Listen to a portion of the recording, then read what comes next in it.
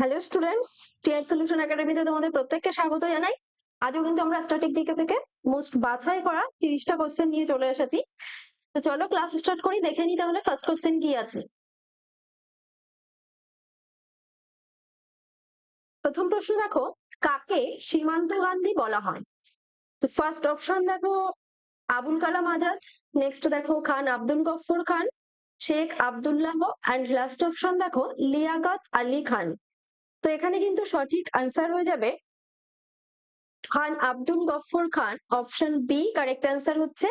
তাকে কেন বলা হচ্ছে না, তিনি উত্তর পশ্চিম সীমান্ত প্রদেশে অহিংস আন্দোলনের নেতৃত্ব দেওয়ার জন্য তাকে এই সীমান্ত গান্ধী, এছাড়া তাকে বাদশাহ খান নামে অভিহিত করা হয়েছে।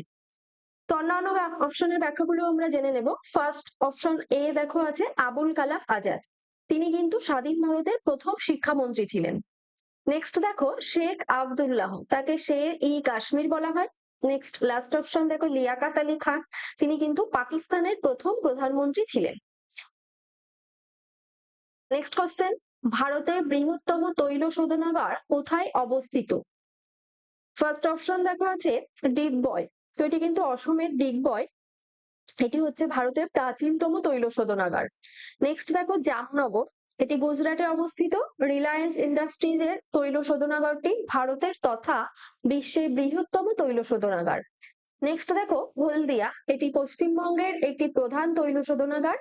অ্যান্ড লাস্ট অপশন ট্রম্বে, এখানে কিন্তু ভাবা অ্যাটমিক রিসার্চ সেন্টার অবস্থিত।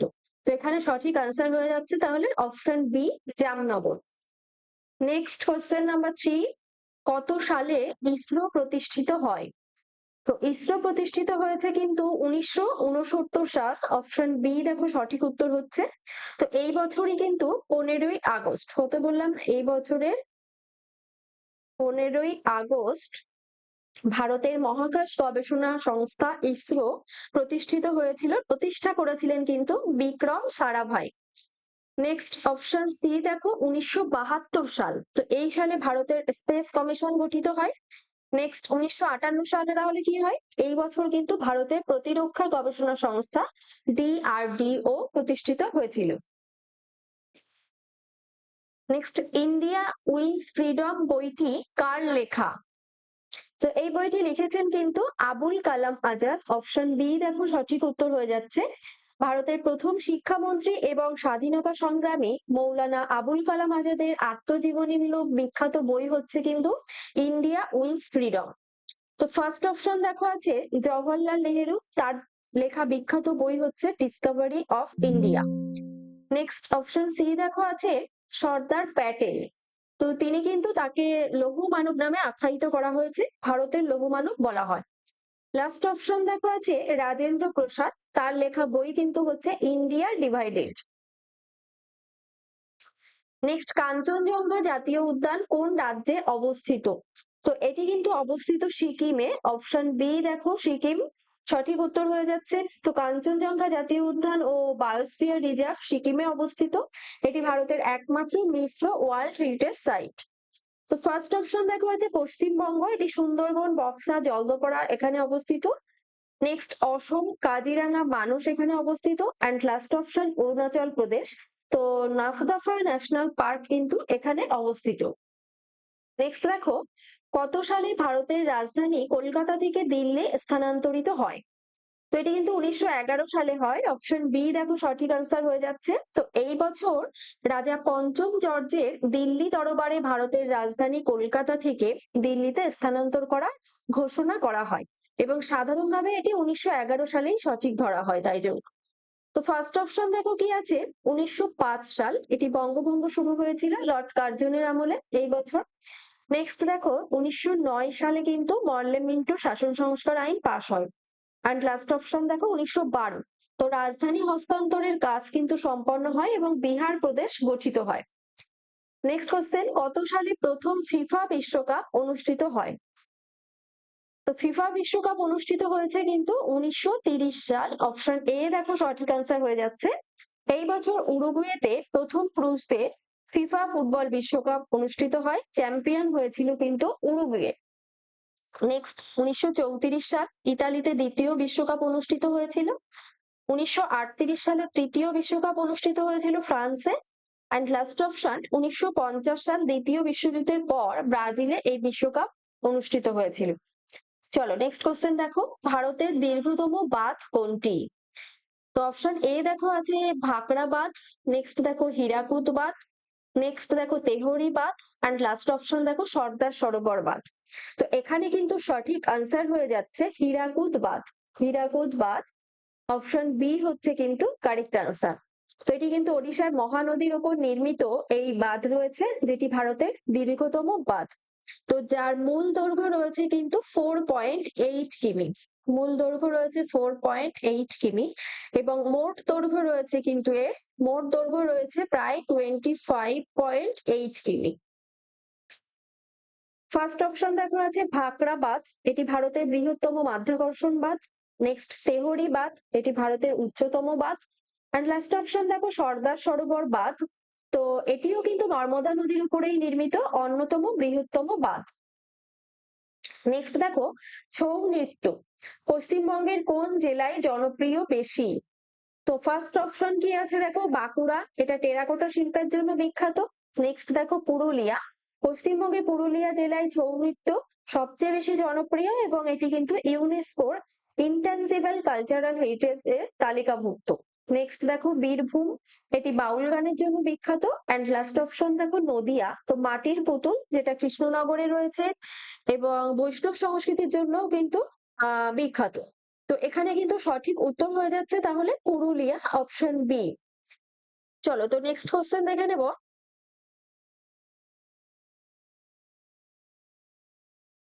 রাষ্ট্রসংঘের প্রথম মহাসচিব কে ছিলেন? তো ফার্স্ট অপশন দেখো আছে ইউ থান্ট, তিনি কিন্তু তৃতীয় এবং প্রথম এশীয় মহাসচিব ছিলেন। নেক্সট দেখো ট্রিকভিলি, অপশন বি। তো নরওয়ের নাগরিক ট্রিকভিলি ছিলেন এবং তিনিই কিন্তু রাষ্ট্রসংঘের প্রথম মহাসচিব ছিলেন, তাহলে অপশন বি সঠিক উত্তর হয়ে যাচ্ছে। তো নেক্সট কি আছে ড্যাগ হ্যামারশোল্ড, তিনি দ্বিতীয় মহাসচিব ছিলেন, যিনি কিন্তু বিমান দুর্ঘটনায় মারা গেছিলেন। অ্যান্ড লাস্ট অপশন আছে দেখো বান কি মুন, তিনি অষ্টম মহাসচিব ছিলেন। চলো নেক্সট কোশ্চেন দেখো, অর্জুন পুরস্কার কোন বছর থেকে প্রদান করা শুরু হয়? ফার্স্ট অপশন দেখো 1961 সাল, এই বছর ভারত সরকার খেলাধুলায় অসামান্য পারফরমেন্সের স্বীকৃতি স্বরূপ 1961 সাল থেকে অর্জুন পুরস্কার প্রদান শুরু করে। তো ফার্স্ট অপশন এ তাহলে সঠিক উত্তর হয়ে যাচ্ছে।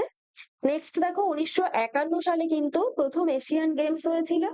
1969 সালে কিন্তু দাদা সাহেব ফালকে পুরস্কার দেওয়া শুরু হয়েছিল। চলো তো নেক্সট কোশ্চেন দেখো, সাইলেন্ট ভ্যালি ন্যাশনাল পার্ক কোন রাজ্যে অবস্থিত? তো ফার্স্ট অপশন দেখো আছে কেরালা, অপশন এ কেরালার পালঘাট জেলায় নীলগিরি পাহাড়ের কাছে জীববৈচিত্র্যে ভরপুর এই সাইলেন্ট ভ্যালি জাতীয় উদ্যান অবস্থিত। নেক্সট দেখো কর্ণাটক, এটি বন্দিপুর জাতীয় উদ্যান এখানে অবস্থিত। তামিলনাড়ু, মধুমালাই জাতীয় উদ্যান তামিলনাড়ুতে অবস্থিত। আর ওড়িশাতে কিন্তু শিমলিপাল জাতীয় উদ্যান রয়েছে। তো এখানে তাহলে সঠিক উত্তর হয়ে গেল অপশন এ। নেক্সট দেখো বায়ুমণ্ডলের কোন স্তরে রেডিও তরঙ্গ প্রতিফলিত হয়? তো এটি কিন্তু আয়নোস্ফিয়ারে, অর্থাৎ অপশন ডি সঠিক আনসার হয়ে যাচ্ছে। তো থার্মোস্ফিয়ারের ঠিক নিচের অংশকে কিন্তু আয়নোস্ফিয়ার বলা হয়। এখানকার আয়নিত কণাগুলো পৃথিবী থেকে পাঠানো রেডিও বা বেতার তরঙ্গকে প্রতিফলিত করে পৃথিবীতে ফিরিয়ে দেয়। ফার্স্ট অপশন দেখো আছে ট্রোপোস্ফিয়ার, এখানে মেঘ বৃষ্টি ইত্যাদি আবহাওয়াজনিত পরিবর্তন ঘটে। নেক্সট দেখো স্ট্র্যাটোস্ফিয়ার, এখানে ওজোন স্তর থাকে এবং জেট বিমান চলাচল করে। নেক্সট দেখো আছে মেসোস্ফিয়ার, এখানে কিন্তু উল্কাপিণ্ড পুড়ে ছাই হয়ে যায়। চলো নেক্সট কোশ্চেন, কত সালে পলাশির যুদ্ধ হয়েছিল? তো পলাশির যুদ্ধ হয়েছে কিন্তু 1757 খ্রিস্টাব্দে। এই বছরই 23শে জুন রবার্ট ক্লাইভের নেতৃত্বাধীন ব্রিটিশ ইস্ট ইন্ডিয়া কোম্পানি এবং বাংলার নবাব সিরাজউদ্দৌলার মধ্যে ঐতিহাসিক পলাশির যুদ্ধ সংঘটিত হয়েছিল। তো ফার্স্ট অপশন দেখো আছে 1526 পানিপথের প্রথম যুদ্ধ সংঘটিত হয়েছিল। নেক্সট 1764 খ্রিস্টাব্দে কিন্তু বক্সারের যুদ্ধ হয়েছে। আর 1857 সালে কিন্তু সিপাহী বিদ্রোহ বা মহাবিদ্রোহ সংঘটিত হয়েছিল। নেক্সট দেখো সৌরজগৎ কে আবিষ্কার করেন? তো সৌরজগৎ আবিষ্কার করেন কিন্তু কোপারনিকাস, অপশন বি সঠিক উত্তর হচ্ছে। তো পোলিশ জ্যোতির্বিজ্ঞানী নিকোলাস কোপারনিকাস প্রথম প্রমাণ করেন যে পৃথিবী নয়, সূর্যই হচ্ছে সৌরজগতের কেন্দ্রে অবস্থিত সৌরকেন্দ্রিক তত্ত্ব। তো এর অর্থে তাকেই কিন্তু সৌরজগতের আবিষ্কারক ধরা হয়। ফার্স্ট অপশন দেখো আছে গ্যালিলিও, তিনি দূরবীক্ষণ যন্ত্রের উন্নতি করেন এবং কোপারনিকাসের তত্ত্বকে প্রমাণ করেন। নেক্সট দেখো কেপলার, অপশন সি, তিনি গ্রহদের গতির সূত্র আবিষ্কার করেছেন। অ্যান্ড লাস্ট অপশন দেখো নিউটন, তিনি মহাকর্ষ সূত্র আবিষ্কার করেছেন। চলো নেক্সট কোশ্চেন, কুতুব মিনার কে নির্মাণ কাজ শেষ করেন? তো এটি কিন্তু নির্মাণ কাজ শেষ করেছেন ইলতুৎমিশ। কুতুবউদ্দিন আইবকের মৃত্যুর পর তার জামাতা ও উত্তরসূরি ইলতুৎমিশ তিনি কিন্তু কুতুব মিনারের অসম্পূর্ণ নির্মাণ কাজ শেষ করেছিলেন। তো ফার্স্ট অপশন দেখো আছে কুতুবউদ্দিন আইবক, তিনি কিন্তু 1192 সালে কুতুব মিনারের নির্মাণ কার্য শুরু করেছিলেন। নেক্সট আলাউদ্দিন খলজি তাহলে কি করেছেন? তিনি কিন্তু কুতুব মিনারের চত্বরে আলাই দরওয়াজা নির্মাণ করেছিলেন।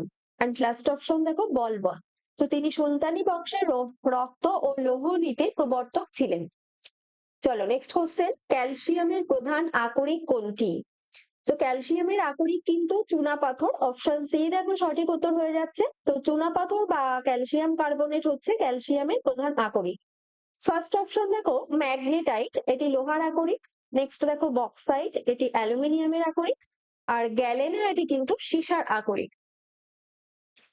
নেক্সট কোশ্চেন, ভারতের প্রথম পঞ্চায়েতি রাজ ব্যবস্থা কোন রাজ্যে শুরু হয়? তো এটি কিন্তু শুরু হয়েছে রাজস্থানে, অপশন বি সঠিক উত্তর হচ্ছে। তো 1959 সালের 2রা অক্টোবর রাজস্থানের নাগৌর জেলায় ভারতের প্রথম ত্রিস্তরীয় পঞ্চায়েতি রাজ ব্যবস্থার উদ্বোধন করেছিলেন জওহরলাল নেহেরু। ফার্স্ট অপশন দেখো আছে অন্ধ্রপ্রদেশ, এটি কিন্তু রাজস্থানের পরেই দ্বিতীয় রাজ্য হিসেবে পঞ্চায়েতি রাজ গ্রহণ করেছিলেন। নেক্সট 19 নাম্বার কোশ্চেন দেখো, কোন দিনটি জাতীয় বিজ্ঞান দিবস হিসেবে পালিত হয়? তো ফার্স্ট অপশন দেখো আছে 12ই জানুয়ারি, স্বামী বিবেকানন্দের জন্মদিনে জাতীয় যুব দিবস পালিত হয়। নেক্সট দেখো 28শে ফেব্রুয়ারি, তো 1928 সালের এই দিনে অর্থাৎ 28শে ফেব্রুয়ারি কিন্তু ভারতীয় বিজ্ঞানী স্যার সিভি রমন তার বিখ্যাত রমন এফেক্ট আবিষ্কার করেন। এই আবিষ্কারের সম্মানে প্রতি বছর এই দিনটিকে কিন্তু ন্যাশনাল সায়েন্স ডে হিসেবে পালন করা হয়ে থাকে। নেক্সট দেখো 5ই জুন বিশ্ব পরিবেশ দিবস, আর 14ই নভেম্বর এটি কিন্তু শিশু দিবস। চলো তো নেক্সট কোশ্চেন দেখে নেব। তোমরা প্রত্যেকেই জানো আমাদের আপকামিং কিন্তু পঞ্চায়েত এবং আইসিডিএস এর একটি ভ্যাকান্সি আসতে চলেছে। তো তার জন্য কিন্তু আমাদের ব্যাচ অ্যাভেলেবেল হয়ে গেছে, তোমরা কেউ এনরোলমেন্ট করতে চাইলে আমাদের স্ক্রিনে দেওয়া নাম্বারে কিন্তু কন্ট্যাক্ট করে নিতে পারো। নেক্সট দেখো, বিশ্ব ব্যাংক এর সদর দপ্তর কোথায়?